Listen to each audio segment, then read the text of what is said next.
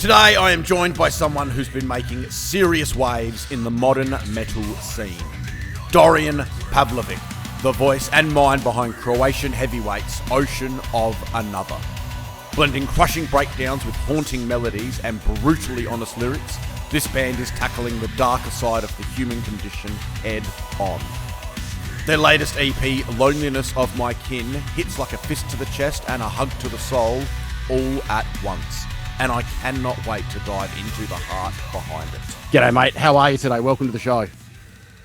Hi, hello. Thank you for having me. This is a pretty great intro. Hey, thank you so much for all those nice words. Oh, look, it's all true, mate. It's all true. I've been really getting into the tracks, especially this last week and in the lead up to this. So, yeah, amazing. I'm really loving the EP Loneliness of My Kin. Blending like brutal breakdowns with almost like rave elements in some sections, which I love. Yeah, fantastic. Yeah, we really wanted to like try to mix those two elements, which are usually not mixed together, but we think it works pretty fine. So thank you for saying that. I think it's amazing. And look, I'm the guy, I'm pretty old, I'm 45. I'm the guy at the back of the pit, kind of dancing like I'm at a pop show when breakdowns hit. So, Nice. Yeah. There's a few of us left out there still, and we still do it. So, but mate, I wanted to start from the beginning just a little bit. What sparked the creation of Ocean of Another? It was a pretty rough period in my life. I think 5 years ago, in 2019, I was getting through a pretty rough divorce, and it kind of I had a lot of issues from before that, and it was a weird marriage, and it was a really weird divorce that kind of triggered a lot of my previous traumas and issues. And when I started resolving them and met my then girlfriend, now my wife, she really helped me like kind of sort that shit out. And I found a really good therapist, and it helped me to figure myself out a little bit better. So I had like an idea that I wanted to share my findings with the world, because I've always tried to like have a net output that it's good. And I really tried to like connect with people, because I always felt like sidelined when growing up, and I always felt like left out. And I thought that maybe I could do that through music.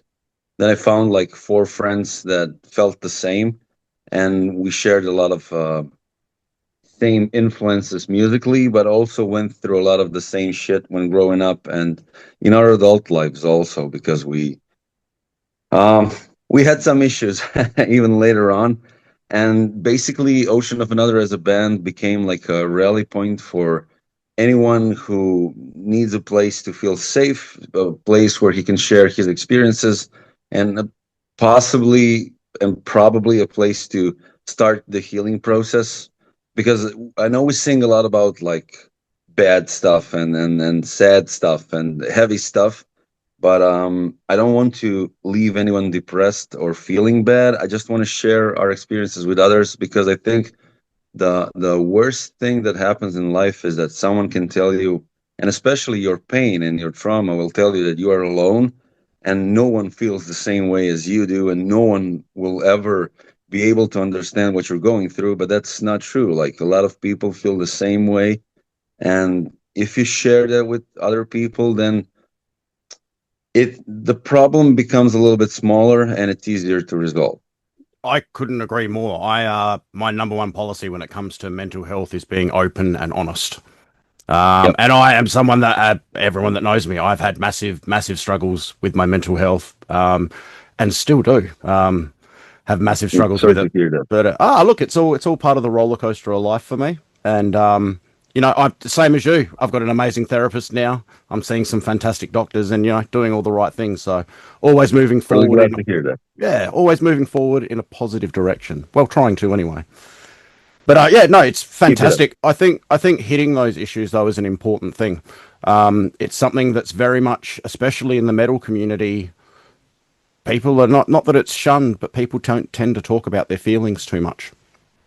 Yeah, and what I've noticed, like a lot of bands or artists, when they start talking about that, they usually do like a cliche approach, they just kind of leave it out in the open and never actually say they never go into the depths of thing. They kind of just say, oh, I feel this pain and this pain is gripping me and I'm suffocating, I'm drowning and blah blah blah. And I really wanted to write lyrics that feel vulnerable. So usually when I started writing the songs, I would write something, and then if it didn't make me feel like I'm vulnerable and like I've exposed myself, then I would rewrite the lyrics because I really wanted to like share my experience with the world. I think that's amazing. It's very hard being open and vulnerable like that. So, you know, good on you for being able to do that. And I think more people need to be able to do that as well and share their experiences because, yeah, it is normal to not have a good time. It's pretty normal. Yeah. Yeah, exactly. Exactly. Mate, mate, you've answered so many questions I wanted to ask as well. Sorry, I talk a lot. No, it's fantastic. I love it. Just stop Look, me. you've got a really strong and you encourage a real strong connection with your fans, especially to become a drop in the ocean of another. What does that connection mean to you? And what does that, like, becoming that drop, what does that mean to you? What I said initially, like I think we should like connect with one another and share our experiences with each other, and we really have to work on our empathy because when we try to understand someone else's struggles, it also helps us to understand ourselves a little bit better. And if we like strengthen those connections, then we don't hate on other people. We don't feel like we are better than other people and that we can impose our will on other people. We can actually work together towards a better future. Fuck yeah, I Despite couldn't the agree state, more. despite the state of the world as it is right now, I'm really an optimist because I think that human spirit and humanity as a whole, we are not evil by design. I think we are conditioned to feel greedy and evil and We appear to have a bit of a technical problem. I'm going to get to the bottom of this right away. There we are. I just had you come back in. I'm not sure what happened there. yeah, something froze. Yeah, beautiful. That's all right. We'll just keep going. Uh, Yeah. So yeah, amazing. It's amazing having that strong connection with the fans as well. So I know as myself, I'm a vocalist myself. I've been singing in bands for over 20 years, and that's something Okay. I love having that connection with my fans. You know, and being able to be open, honest, and vulnerable through lyrics. So I completely understand where you're coming from with that as well. It takes a lot to open yourself up sometimes and be vulnerable. And it's one thing to do it, you know, in your own studio or in a little vocal booth. It's another thing to do it on stage and do it in front of people as well. So I think it's an amazing thing. It's something I love as well. So It's pretty cool to hear that you're also a vocalist. yeah, What cheers, kind of man. band? I mean, Do, we're do you like a sing? Do you growl? What's your a bit preferred of vocal both. style? Very much like Okay. like a low death metal type thing. I do like a bit of your goblin-y Nice. high stuff as well. So we're like a metalcore death metal band. Kind of Okay. influenced by like your early 2000s metalcore. Cool. Bands like you know, like Bleeding Through and Poison the Mhm. Well, and then some great Australian bands Okay. like I Killed the Prom Queen and Parkway Drive. But then Nice. also influenced by like some of your modern death metal and melodic death metal stuff as well. So I do like your low gutturals. I do a bit of bit of clean singing. Yeah, Nice. yeah, it's good fun. Those are pretty demanding and fun vocal styles. Yeah, it's good fun. We're called Storm the Crown. So yeah, you have to have a Storm the look. Crown. Yeah, Okay. a couple That's of a pretty EPs cool out. name. Yeah, oh, cheers, man. Yeah, we've been at it a few years and we're just loving it. We have a great time. So Cool. yeah, I'll it's check good. you out. Oh, cheers. I appreciate it. Hey, that's awesome. So we've got a real like history of the band and stuff. Now, the other thing I noticed is you guys do all your video production yourself. Yeah. That is awesome. Because the videos are amazing, brutal, Thank you. like super brutal. You know, lots of bloodletting and all sorts of stuff. It was awesome. Very, very metal. But talk to me Yeah. about that process as well. Do you find that having a visual in mind dictates the song, or does the song dictate the visual, or is there a little bit of both of that? It's a little bit of both because usually when we start writing the songs, we always talk about what the story behind the song is, what kind of emotion we are trying to convey, and then we work on the elements that will kind of amplify that emotion, both in like musical wise, and then we work with the visuals. And I think the visuals are really important in music.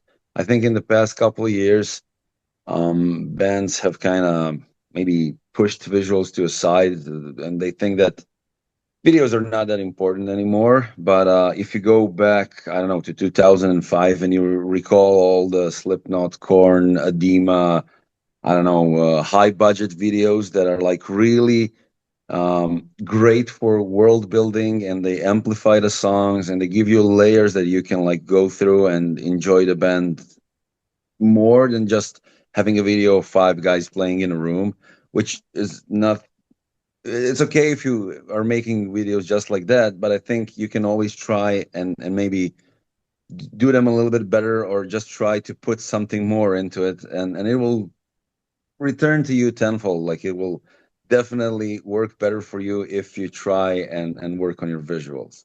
And we started working on them like from the beginning. I think the first video for I Was Never Here, we were already included in the production, and I did a little bit of directing, and then I took more and more responsibilities video wise, and then we just started doing everything by ourselves. And sometimes it works great, and sometimes it's shit. But we always try to make it work, and we always try to do something new and something that will like go well with the songs that we are doing. We also write a lot of songs, and then we like go through the songs and think about which songs will work the best for EP or for whatever we are doing at the moment. For example, for this EP, we wrote like 14 songs, and then we put out 6 because 8 songs sounded okay-ish, but not so great. And then we kind of thought, what can we do to make this look and feel and sound better than the previous EP? So we tried a lot of different stuff. We made that brutal video for No Time Left to Borrow, which is super bloody. Yeah. Yeah, so we tried different stuff. Oh, look, I love it. And look, there's something about being able to get rid of songs.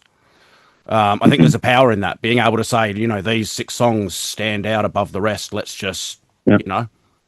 that's fantastic. And it's something that a lot of bands don't do, and I think they should sometimes. Yeah, I think sometimes it's like a weird black hole that you fall into. Like, you write one song or maybe 2 songs, and then you're like kind of stuck in that one song. This is a great song, the greatest song ever. And when we put it out, like, it will be the biggest hit ever, and then it's a flop because most of the time you are not able to like be you can hear yourself from the outside, and then the audience will sometimes, most of the times, like the song that you like the least. So you have to try a lot of different stuff, and you have to let it go, because if you write a lot of songs, you get better at understanding yourself, and you work better as a team. And we write all our songs together. I know that's also a bit unusual, but we're like 5 guys that can write the songs, have been doing this for a long time. And then we just try to write as many songs as we can and see, like, okay, these 3 songs are good, but these 2 songs are great. So we are putting those 2 out. No, it is fantastic. Yeah. Look, we'll round things up. I always finish things up with a few quick fire questions. So these are just like some like favorite type things. Feel free to expand on them if you want to. But yeah, so always something else. Who's your favorite band? Whoa. Yeah, it's a hard question for a musician to answer. It's a hard question. Do I have to pick only one, or? Oh, you could. Yeah, it's up to you. Damn. Okay. I could run off 10 bands off the top of my head who are my favorite bands. So. Okay, I'll do a couple. So one of my favorite bands would be definitely Death. I even have a T-shirt on. I love that right now. I absolutely love The Plot in You, especially those 3 EPs that they've put out in the past year. It's amazing. I've been listening to way too much Silent Planet. Their latest album is amazing. I love Sleep Token. Yes. Yeah. Same. Yeah, I saw them live like 2 times, and it's pretty amazing. And I'm a huge fan of Counterparts. Even awesome, the man. Ocean of Another, it's actually one of their songs. Yeah. Yeah. So no, I guess from the top of my head, those would be like my most favorite bands. Yeah, that is awesome. Oh, and I also love and adore, and I'm really into Thornhill and North Lane. Nice. I mean, those guys are amazing. Yeah, yeah. North Lane I love as well. Yeah, fantastic band. So who would be who's your favorite non-metal band? Okay. Who's my favorite non-metal band? This is an easy one for me. Mine is Prince, and it always will be Prince. Okay, that's a great choice, man. Prince is amazing. Yeah. Hmm. Okay. I would think I would have to go with Steel, Yes. or maybe it's a non-metal. Can it be punk rock? Yeah, 100%. Okay, then Bad Religion. Oh, an amazing band. Oh, I grew up on punk rock, so yeah, Yeah. I love those guys. So what is the your favorite gig you've ever played? Doesn't have to be with this band, could be with one of the other bands as well. Okay, I play in a band called Mantra, Yeah. and Mantra is a pretty big deal in Germany. We're signed to Napalm Records, so we tour a lot. And I would have to say Wacken. Oh, We it's a played dream. Wacken. It is a dream of mine to play Wacken Open Air. Oh, that was amazing. Like I wanted to do Wacken since I was a kid, and when we actually got to play Wacken, it blew my mind. Like everything, every minute was like a dream. I So can imagine. I can imagine. I would have to say Wacken, and the first show we played with Ocean of Another, because it was like we worked a lot to get there, and I was like super nervous. Like I've been doing this since I was 13, which is over 20 years now, and being on stage like this in this capacity, I was so freaking nervous that 20 years of experience just went out the window, and I had to like wing it for the first couple of songs, but I wouldn't change it for a thing. Sometimes they're the best experiences though, and they go like that as well. They're over in the blink of Oh an eye. yeah. Yeah. Oh Yeah. yeah, we played an hour long set, and I felt like it was like, I don't know, 5 minutes or something. It's something as I've gotten older. I'm 45, so as I've gotten older, I've actually sort of make myself stop when I'm on stage now for a second at every show Mm.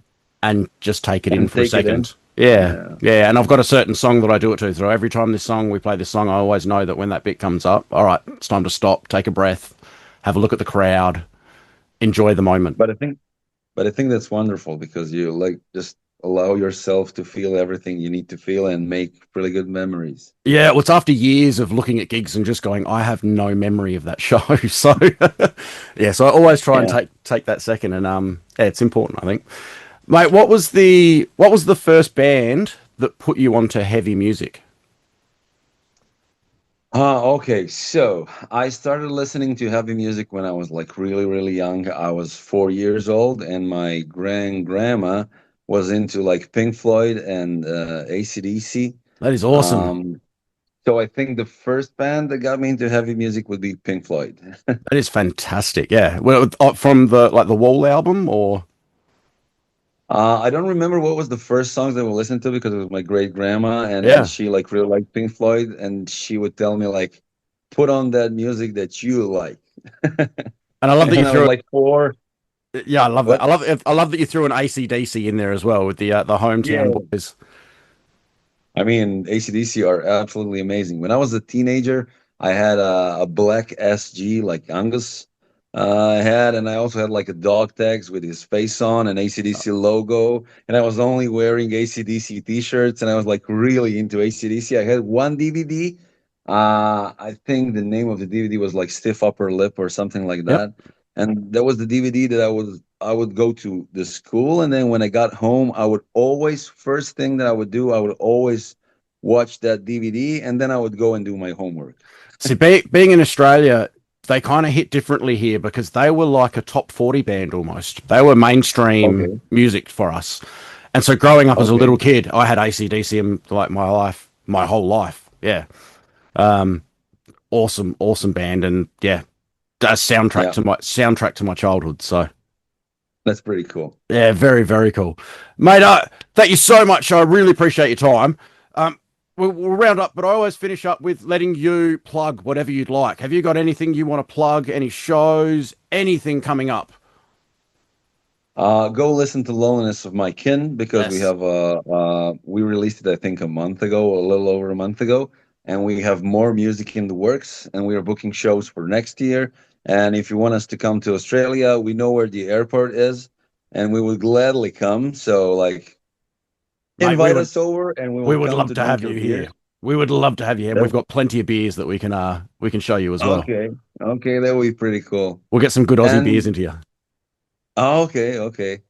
I like that.